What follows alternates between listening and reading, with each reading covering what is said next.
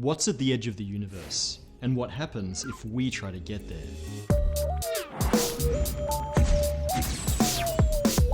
You might be thinking, wait, how is there an edge to the universe if it's infinite? This gets talked about a lot, and people usually say one of the following. The universe defines all of space and time that exists. Well, that's one definition of universe, but is it even part of our universe if we can never interact with it? And what if our universe is very, very different beyond the edge? The universe is infinite because general relativity tells us that the universe is demonstrably flat, and therefore the galaxies go on forever. But how flat?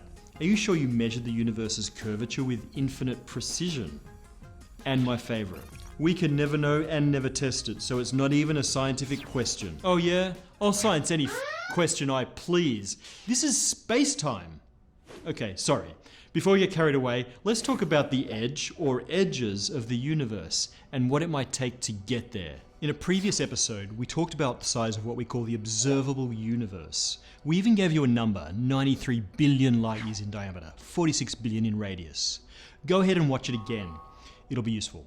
While you're at it, we're also going to be talking about the CMB, so it wouldn't kill you to watch that episode also. Okay, let's start with that 46 billion light year number. We defined that as the current radius of the known universe. It's the distance to that blob of the CMB, the most distant thing we can see in that direction. Now, it's not 46 billion light years to that actual blob. It is currently 46 billion light years to whatever galaxy or galaxy clusters that blob evolved into, racing away from us with the expanding universe as it did. We call this the particle horizon of the universe. It's the current instantaneous distance to the most distant part of the universe that could possibly have a causal connection to us. Anything inside the particle horizon is referred to as the known universe. Now, when I say the current instantaneous distance, I mean it's the distance that you would have to travel only if the universe froze in its expansion and you were traveling through static space. In cosmology, this sort of instantaneous distance is basically what we call the proper distance between 2 points. But nothing actually ever travels the proper distance. That's not how space-time works. The shortest path in space-time is defined by the geodesic, the path of light between 2 points. Even light takes time to make any journey, so we have to factor in the time interval, especially when space is changing. To travel to the particle horizon, we need to move through expanding space. And the closer we get to our destination, the more space will have expanded over the remaining distance. How far would you have to travel? Bad news, you'd have to travel infinitely far, even if you were in a spaceship that could travel at the speed of light. Just as black holes have event horizons, so too do universes. The event horizon of a black hole is that point beyond which we can never receive information because light from that point is redshifted into oblivion. It's a boundary to the observable universe. There's a region of this universe from which we can never receive any new signal. That is, any signal that's emitted today. This is because the distance that signal has to travel to get to us will be expanding faster than the speed of light before the signal reaches us. Same thing applies to our light speed spaceship. We can never get to anything beyond the cosmic event horizon because that space will be moving away from us faster than light before we reach it. Now here's where it gets weird. The event horizon of the universe is actually closer to us than the particle horizon. Given our best measurements of cosmological parameters, we think that the cosmic event horizon is around 16 billion light years away. This means that there are galaxies that we can see now that we could never reach or even communicate with. We're sort of seeing ghost images from outside the part of the universe that we could ever interact with. As our universe expands, more and more of it will cross the event horizon, and eventually almost all of it will be lost to it forever.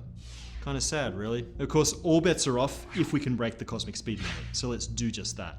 There's no doubt that Einstein was right in setting that limit for objects moving through space, but two regions of space can have superluminal relative speeds. That's actually the motivation behind the warp drive, which we might get to in a later episode if you're up for the challenge. But for now, let's just assume we have a nice Alcubierre-class warp ship and we burn the mass energy of entire stars to chase the particle horizon. What do we find? Almost certainly, just more universe. Bummer. Remember, the particle horizon is just defined by the limit of our current view. Move to my left, and my observable universe moves with me. Wait a minute, and my particle horizon expands. Travel to the particle horizon instantaneously, and you'll see the Milky Way as a cute baby CMB blob on your new particle horizon, and presumably a pretty similar distribution of galaxies and clusters all around you. But what if we keep going? What's far beyond that edge? Well, that all depends on the geometry of the universe. On the largest scales, the geometry of space-time is very flat.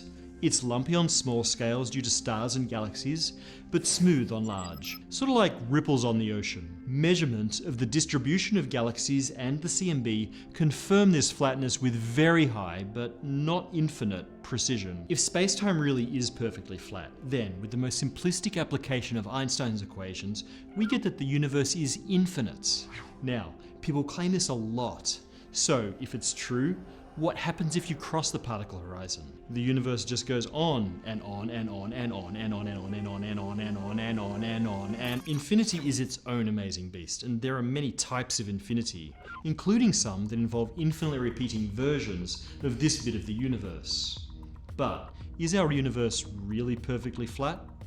Think about it this way. The surface of the Earth looks pretty flat to us because we really can't see the curvature locally. But get some perspective by taking a ride on the International Space Station, and it's clearly curved. What if the curvature of the universe is so small that we're just not seeing far enough or measuring precisely enough to detect it? It's very possible that the universe has curvature just inside the uncertainty range of the best measurements to date. If that curvature is positive, then it may be that the universe is really the surface of a hypersphere, the 3D surface of a 4D sphere. In that case, our warp ship would eventually travel all the way around this curved hypersphere and get back to where it started.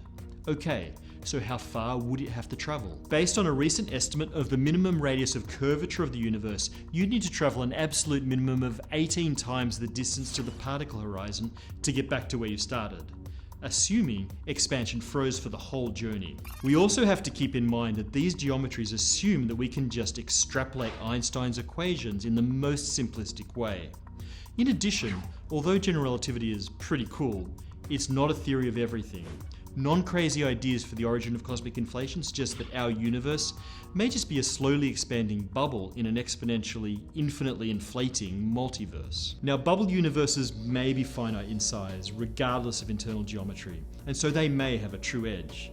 But what's on the other side? Are the laws of physics or even the number of dimensions the same? Tell us what you think in the comments. We'll cross that edge into the multiverse in another episode of Spacetime. Squishina and others ask whether it's contradictory or circular to use Einstein's theory of general relativity to prove itself. Well, the only way to test a theory is to use it. However, you're right in thinking that just one prediction is not enough. A model has to make multiple independent and accurate predictions to be accepted as a theory. And there are few theories with as many independent and accurate predictions as general relativity. For example, the predictions GR makes for planetary orbits can give us a mass for the Sun. And that mass predicts the deflection angle for light passing the Sun perfectly, that is, its gravitational lensing effect. Same with galaxy clusters. The galaxy orbits give us a mass for the dark matter in the clusters, and the lensing gives us a mass consistent with this. ShadowMax889 asks why stars and planets aren't filled with dark matter. Now this is a great point.